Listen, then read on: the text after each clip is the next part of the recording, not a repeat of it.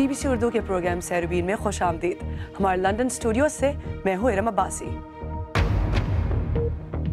سعودی عرب کے شاہ عبداللہ 90 برس کی عمر میں انتقال کر گئے۔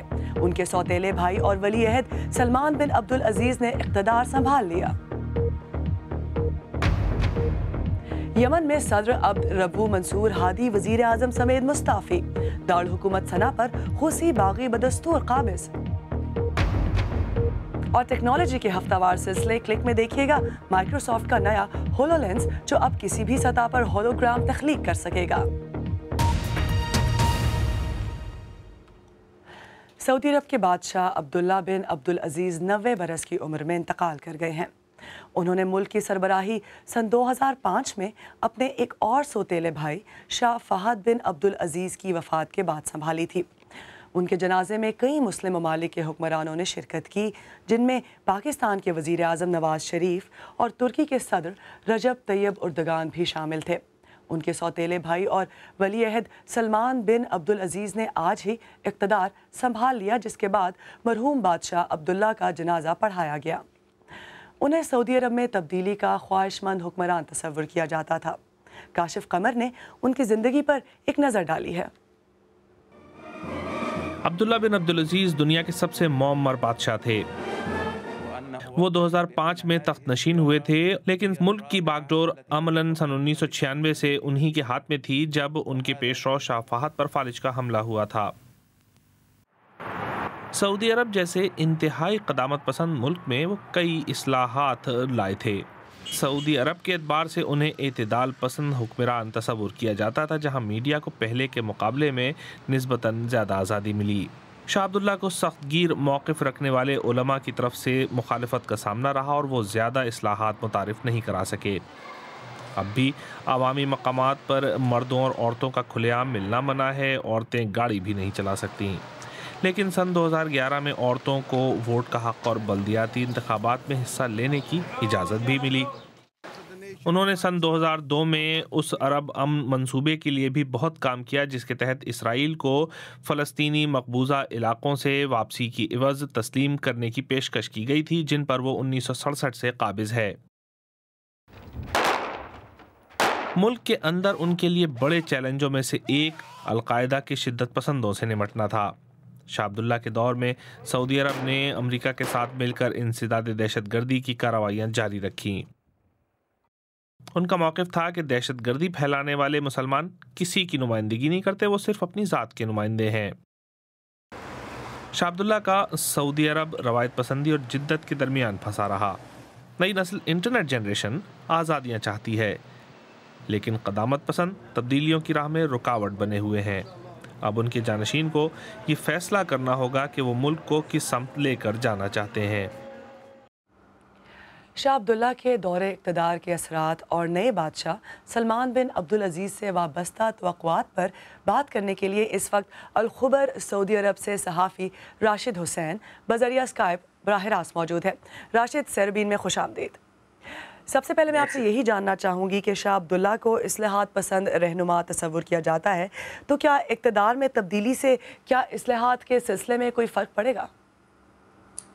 دیکھیے، بظاہر تو یہ لگتا ہے کہ شاہ عبداللہ سے جو توقعات تھی اصلاحات کی بنیاد پر، وہ توقعات کسی حد تک پوری نہیں کر سکے شاہ عبداللہ، اور یہی مسائل شاہ سلمان کے ساتھ بھی ہوں گے۔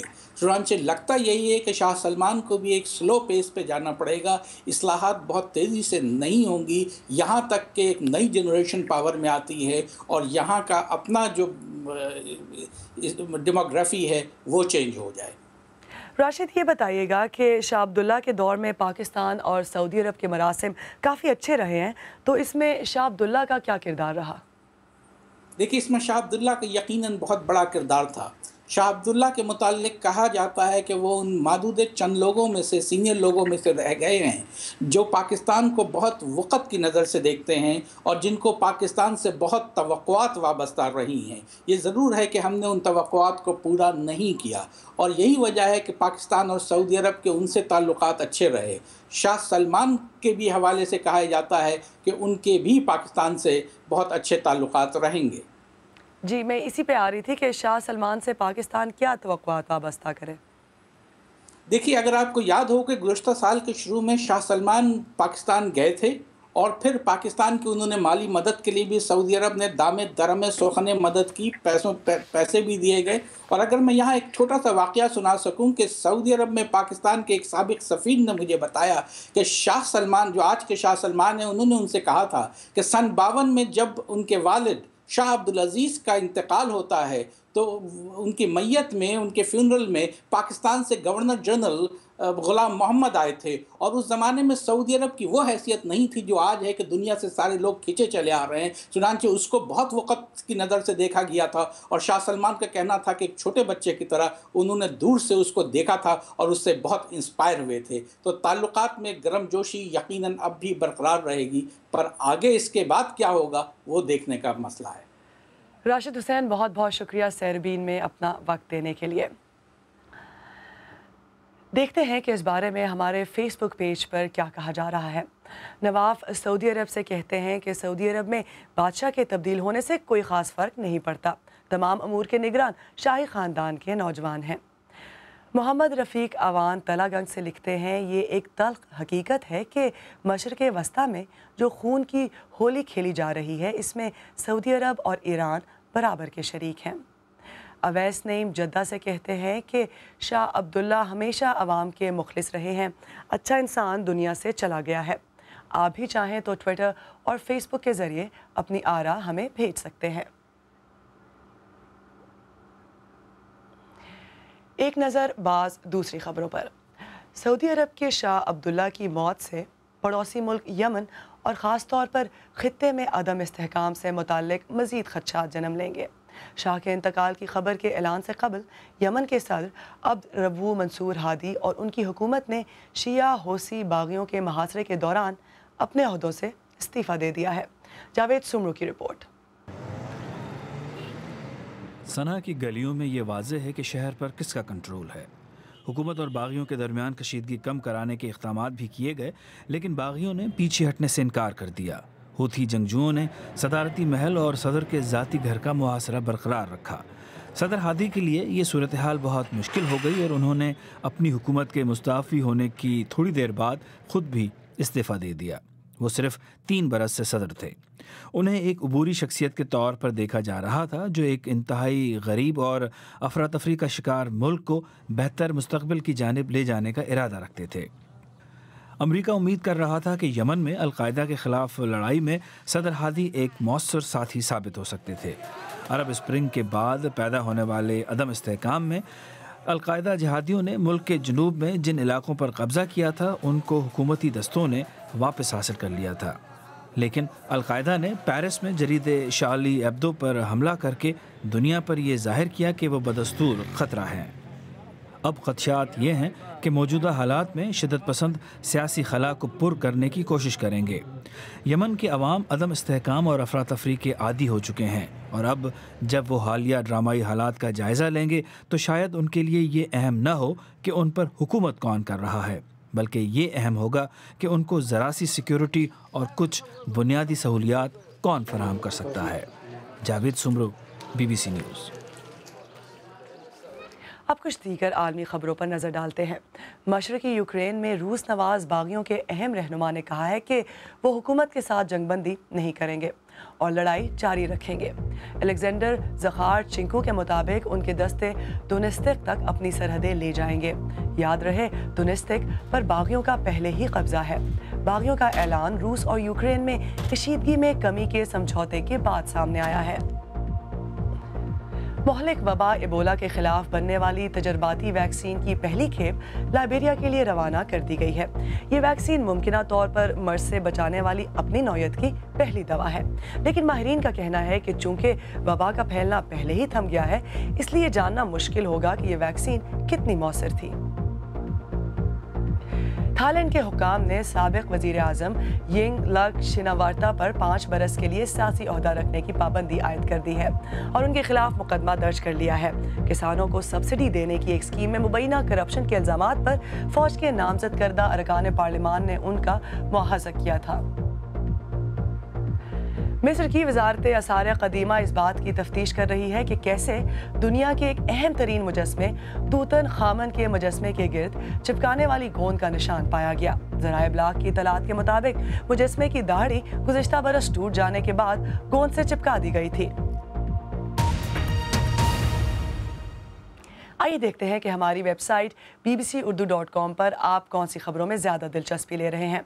सऊदी अरब के शाह अब्दुल्ला की वफ़ात की खबर, सऊदी अरब में एक ब्लॉगर को कोड़े मारने की सज़ा फिर मुअत्तल, और साइंसदानों ने रोशनी की रफ्तार सुस्त कर दी।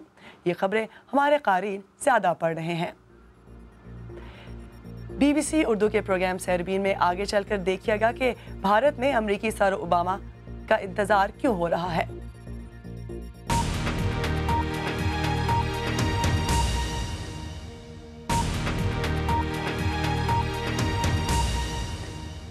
BBC उर्दू के प्रोग्राम सैरबीन में एक बार फिर खुशामदीद। मैं हूँ इरम अब्बासी। अमेरिका के सदर बराक ओबामा 3 रोज़ा दौरे पर इतवार को दिल्ली पहुँच रहे हैं। वो पीर 26 जनवरी को भारत के यौम जमहूरिया की परेड के मौके पर मेहमान ख़ुसूसी होंगे। इस मौके पर दोनों मुल्कों के रहनुमा भारत और अमेरिका के दरमियान एक 10 साला दिफाई मुआहदे पर भी दस्तखत करेंगे। भारत में अमेरिकी सदर के इस दौरे को बहुत अहमियत दी जा रही है। दिल्ली से हमारे नामानिगार शकील अख्तर की रिपोर्ट। दिल्ली में यौम जमहूरिया की परेड की मशक़ें जोरों पर हैं। बराक ओबामा पहले अमरीकी सदर हैं जो इस परेड में भारत के मेहमान ख़ुसूसी होंगे। The visit of the US President सदर ओबामा का ये दौरा गुज़िश्ता सितंबर में वज़ीर आज़म मोदी और सदर ओबामा के दरमियान होने वाली मुलाकात के बाद दोनों मुल्कों के रिश्तों में पैदा होने वाली नई क़ुर्बत का गम्माज़ है। वज़ीर आज़म नरेंद्र मोदी की नई हुकूमत अमेरिका से करीबी ताल्लुकात के लिए कोशां है। अमेरिका $100 अरब की तजारत के साथ भारत का सबसे बड़ा पार्टनर है। दोनों ममालिक आइंदा बरसों में इसे बढ़ाकर 5 गुना करना चाहते हैं। इस सरबराही मुलाकात में जौहरी तवानाई, माहौलियाती तब्दीली और दफाई सौदों पर वसी बातचीत होगी। पहली बार ऐसा लग रहा है जो दोनों लीडर हैं मोदी और ओबामा, एक क्लैरिटी है, एक प्रैग्मेटिज्म है और एक पॉलिटिकल कमिटमेंट।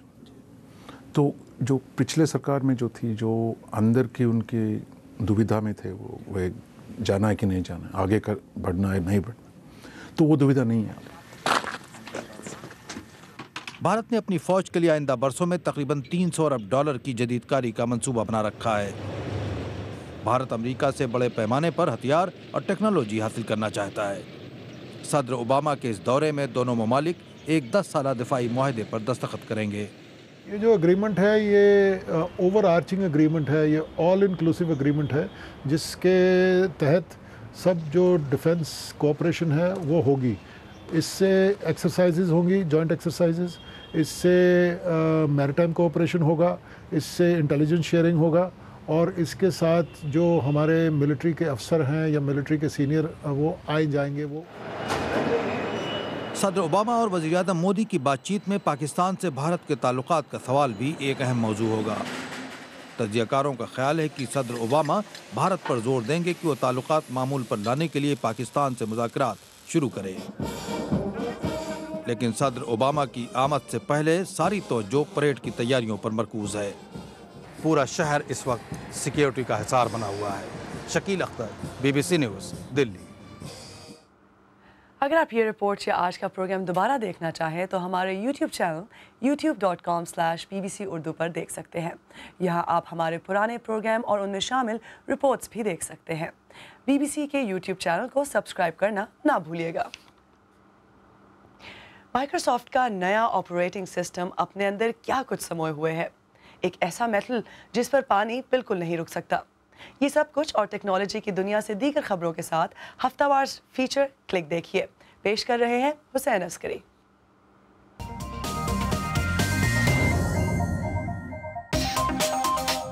माइक्रोसॉफ्ट ने अपना नया ऑपरेटिंग सिस्टम विंडोज 10 पेश करने का ऐलान किया है, जिसमें एक हेडसेट भी मुतारिफ कराया गया है, जिसके बारे में कंपनी का कहना है कि उसकी मदद से मुस्तकबिल में विंडोज को कंप्यूटर स्क्रीन के अलावा होलोग्राफिक इमेजेस के जरिए दूसरी चीज़ों पर भी प्रोजेक्ट किया जा सकेगा।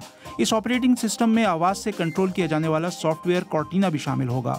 ये ऑपरेटिंग सिस्टम उन डिवाइसेस को मुफ्त फराहम किया जाएगा जिनमें पहले से विंडोज़ 8 या विंडोज़ 7 या फिर विंडोज़ का फ़ोन ऑपरेटिंग निज़ाम मौजूद है। व्हाट्सएप ने व्हाट्सएप प्लस इस्तेमाल करने वाले अपने सार्फिन को वक्ती तौर पर बैन कर दिया है। फेसबुक की मिल्कियत वाले इस ऐप ने उन अकाउंट्स पर 24 घंटे की पाबंदी लगाई है जो इस ऐप को गैर कानूनी एंड्रॉयड सॉफ्टवेयर के जरिए इस्तेमाल कर रहे हैं। व्हाट्सएप का कहना है कि इस तरह के इस्तेमाल से लोगों की ज़ाती मालूमात थर्ड पार्टीज तक लीक होने के इम्कानात हैं। इस दौरान व्हाट्सएप ने ऐलान किया है कि वो गूगल क्रोम डेस्कटॉप पर भी दस्तयाब होगा। इस वक्त इस ऐप का डेस्कटॉप वर्जन सिर्फ वही सार्फिन इस्तेमाल कर सकते हैं जिनके पास एंड्रॉयड, विंडोज़ और ब्लैकबेरी स्मार्टफोन्स हैं। टेक्नोलॉजी कंपनी गूगल की नज़रें अब इस दुनिया से बाहर लगी हैं। इस हफ्ते गूगल ने खिलाई तहकीक की टेक्नोलॉजी के लिए $1 अरब अमरीकी मुहैया करने में मदद की। गूगल के पास अब एयरक्राफ्ट बनाने वाली कंपनी स्पेसएक्स के 10% शेयर्स हैं। इस डील को गूगल की उन कोशिशों के तनाजुर में देखा जा रहा है जिनके तहत उसकी कोशिश है कि सैटेलाइट्स के इस्तेमाल से दुनिया के कोने कोने में इंटरनेट तक लोगों की रसाई मुमकिन बनाई जा सके। ये एक ऐसा मेटल है जिस पर लेज़र की तह चढ़ी हुई है। अमेरिका की रोचेस्टर यूनिवर्सिटी के तहकीकारों ने नैनो साख्त वाले इस मेटल को बनाने के लिए इस पर इंतहाई छोटे छोटे सुराख किए हैं। नतीजा इसका ये है कि इस मेटल की सतह पर पानी बिल्कुल नहीं टिक पाता, लेकिन ये कोई आसान काम नहीं है, इसलिए कि इस मेटल के 1 स्क्वायर इंच पर तह चढ़ाने में 1 घंटा लगता है।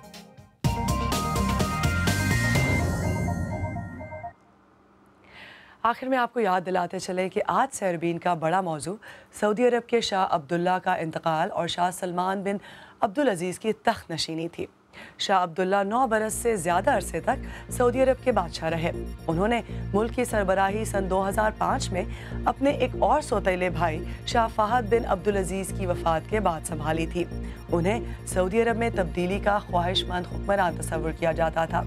उनके दौर में ख़वातीन को वोट का हक और बल्दियाती इंतखाबात में हिस्सा लेने का हक हासिल हुआ। ताहम उन्हीं के दौर में ख़ित्ते में शिया सुन्नी कशीदगी और ईरान के इलाकाई असर व रसूख की कशमकश में भी बहुत ज़्यादा शिद्दत आई। अगर आप चाहें तो मुझसे और हमारी टीम के दीगर साथियों से ट्विटर पर भी राब्ता कर सकते हैं। मेरा ट्विटर हैंडल है @इरम-अब्बासी। इसी के साथ ही सैरबीन इख्तिताम को पहुंचा। इरम अब्बासी को इजाज़त दीजिए। प्रोग्राम में पेश होने वाले मौज़ूआत पर अगर आप अपने ख्यालात का इजहार करना चाहें तो फेसबुक, ट्विटर हाजिर है। आप हमारे ट्विटर हैंडल @BBC उर्दू के ज़रिए भी हमसे राब्ता कर सकते हैं।